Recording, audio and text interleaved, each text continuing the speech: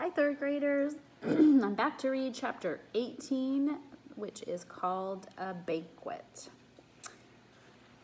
Strangely, Antonius remained away much more than an hour. His friends were fuming mad because all the time he was away he had to sit boring themselves with Sallust.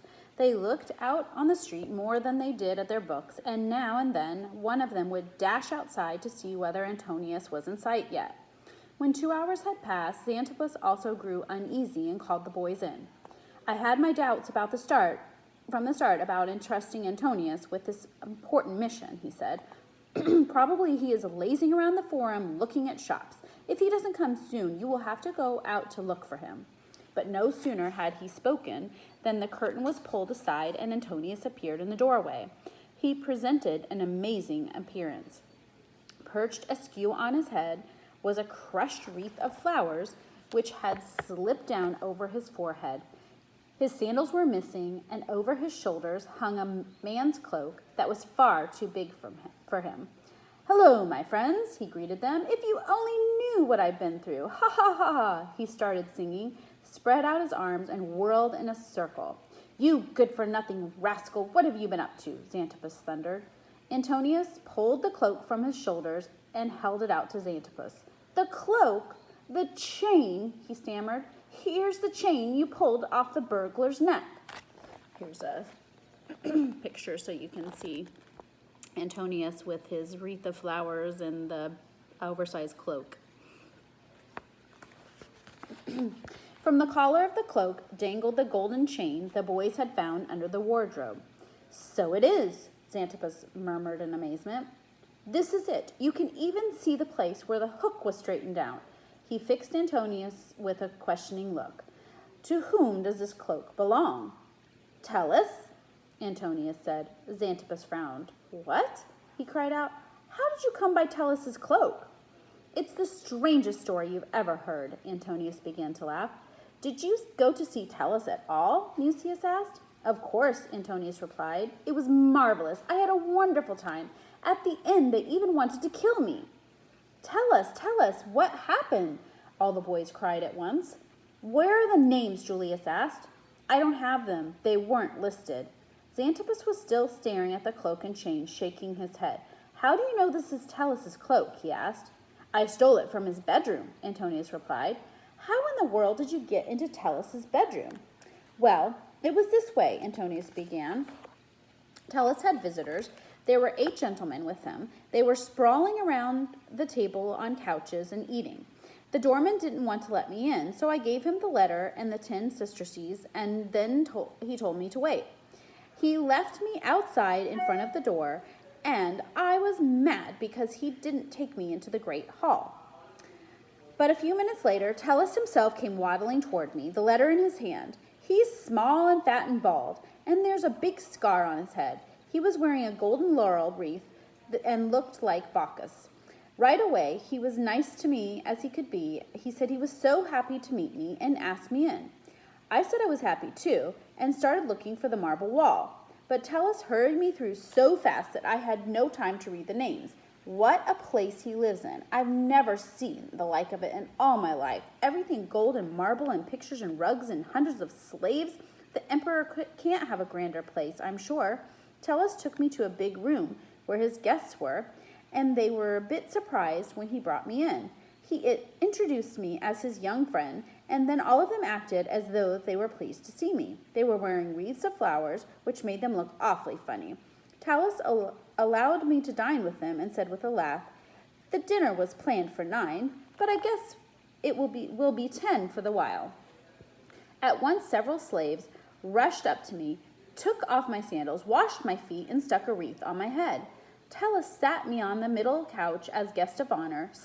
A slave tied a napkin around me, and the other slaves came with bowls and plates and gold spoons and knives, and still other slaves with the strangest food you ever saw. People laughed because they didn't know how to eat the stuff, and they explained to me what the different things were and how I was supposed to eat them. There were flamingo tongues in wine sauce, and wild boar snout with truffles, and locusts and honey, and frogs' legs, and mushrooms served in snow, and awfully cold, and ostrich egg omelet and antelope roast, and on top of all of that were walnuts and apples and grapes and figs. After every bite I took, a slave wiped my mouth. One slave gave me a bowl of water. I thought I was supposed to drink it, but he whispered to me that I should dip my fingers into it. I liked the way the different things tasted, especially the locusts. They were nice and crackly. Tellus told me he would have to discuss the letter with me later, and we never got around to it, because after the meal more wines were brought. They were all wines I've never heard of, white and yellow, heavy and light, some bitter stuff that was green. Tellus kept drinking to me, and I drank to him. But I could only sip the stuff, and the men drank to me, and then I did some more sipping to them. The men started telling stories, and I had to tell a funny story too, but I couldn't think of any, so I told about how we found our teacher in the wardrobe, bound and gagged. They all roared with laughter about that. Tellus most of all. Suddenly there was music, a whole orchestra playing, but I couldn't see it because it was behind a curtain. Flutes trilling, harps and lyres twanging, trumpets singing out, and drums booming, and in between there would be a big crash as though somebody was smashing all the dishes, and they would play at once. And the actors came in and recited something I didn't understand because it was in Greek. I can speak and read Greek in school, but I can't understand it.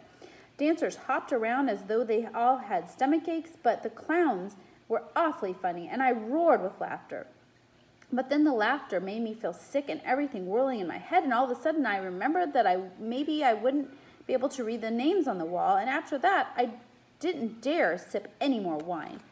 Then why did you leave? Flavius interrupted. Or why didn't you leave? I wanted to, but Tellus wouldn't let me go. Finally, I pretended I had to go because I was going to be sick, and they all laughed at me, and Tellus laughed too, and told a slave to take me out. We went to the great hall, and I stopped in front of the marble wall and tried to find the 20th of March, but I couldn't find it. The slave started getting impatient, so I said I wanted to write my name down. I was trying to gain time. The slave gave a funny laugh and asked, "Who do you think you are?" I said, "Don't you know I am the guest of honor today?" And he said, "But you're only a little boy." So I shouted at him, "What are you thinking of? I am not a little boy. I'm the emperor's nephew." That scared him, and he ran off to get a paint and a brush, and I felt good because I had fooled him. I found the 20th of March, but no names were under it. The date was crossed out. "Aha," Xanthippus said. The feast was canceled. "And how did you get away?" Flavius and Caius could hardly wait to find out. "I wanted to escape," Antonius continued, "but I was afraid the doorkeeper wouldn't let me out, so I ran down a corridor because I saw a garden at the end of it, and there were slaves in the garden, so I ran back to the corridor, but there were more slaves coming from the other side, so I scooted into a room and closed the door. I wanted to climb out the window, but there were panes of glass in it. I heard voices on the other side of the door and thought of crawling under the bed. There was a big bed in the room, but it was too close to the floor and I couldn't squeeze under it, so I hid behind a cloak hanging in a niche. I heard slaves talking. One of them said, 'Maybe he's in there.' Another answered, 'You know the master has forbidden us on pain of death to enter his bedroom without permission.' 'But what shall we do if the boy's in there?' the first slave said. And the other said, 'Let's lock the door and go out and ask the master what to do.' They went away, and I thought, now I'm going to be killed for entering here without permission. It was awfully exciting. I looked out from behind the cloak and bumped my nose against the chain. I recognized it at once and thought, now I've got to get away, and I've got to take this cloak with me. So I wound it good and thick around my right arm, knocked the window glass with it, and jumped. Luckily, the window gave right on the street, and I ran like mad. Antonius came to a breathless stop and stood looking at his friends like a victorious gladiator. 'You have done very well,' Xanthippus praised him.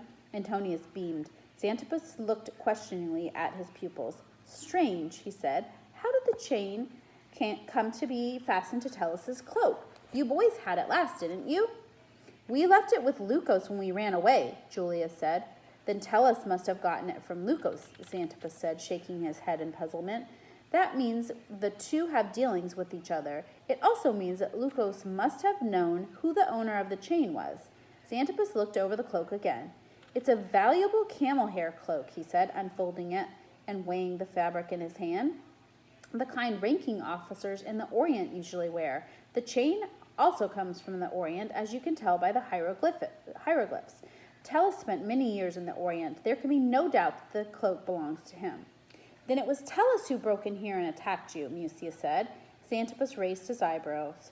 As a rule, pensioned generals don't go in for burglary, he said. But this is an exception, evidently. Perhaps someone borrowed the cloak from him, Julius suggested.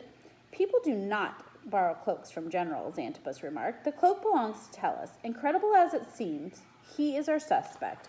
He also sent the courier to the newspaper. And why did he suddenly call off his banquet? What can we do now? Mucius asked. Xanthippus pondered and did not answer. We ought to accuse him publicly from the speaker's platform in the forum, Julius said.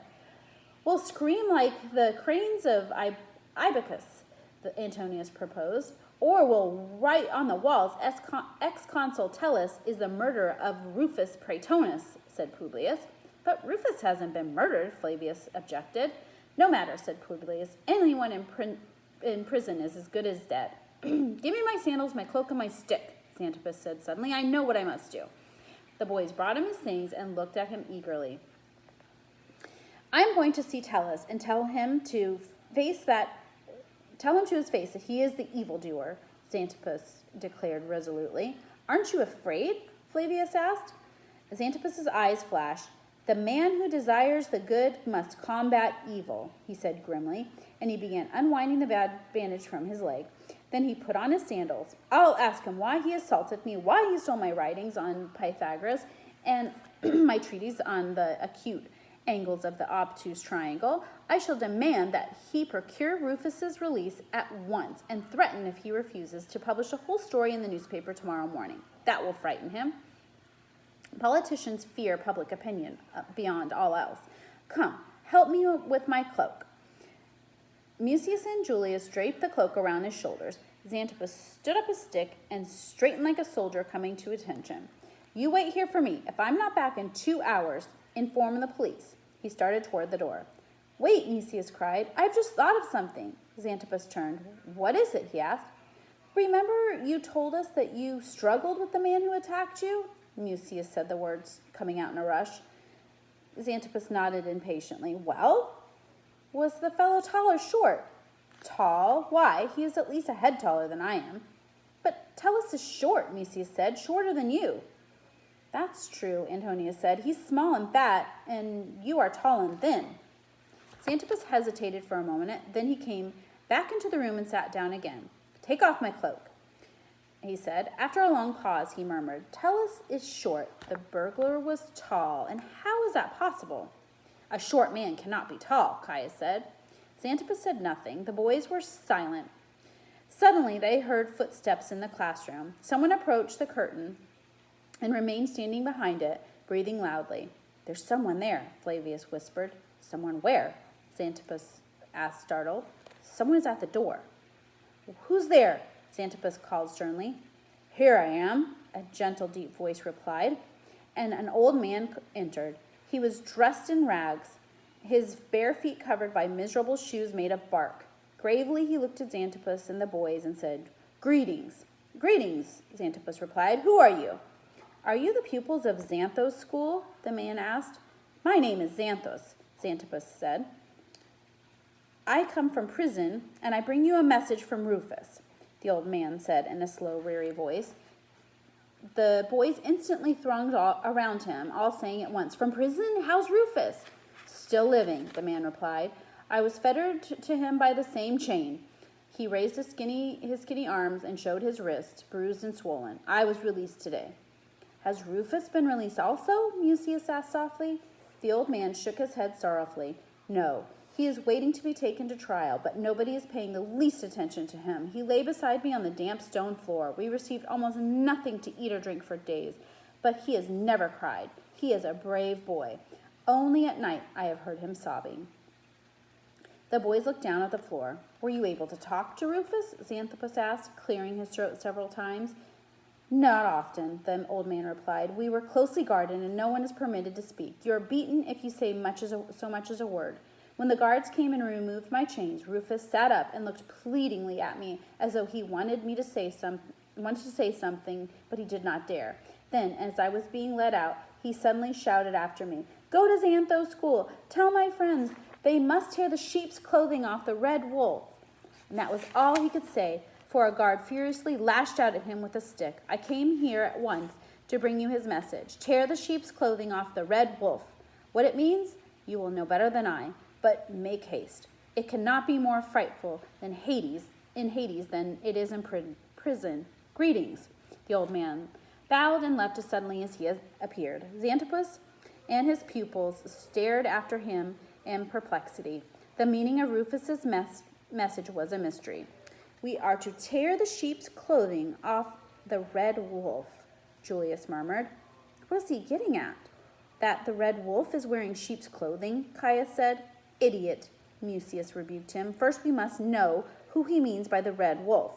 All the boys looked hopefully at Xanthippus. Do you know who the wolf could be? Mucius asked respectfully.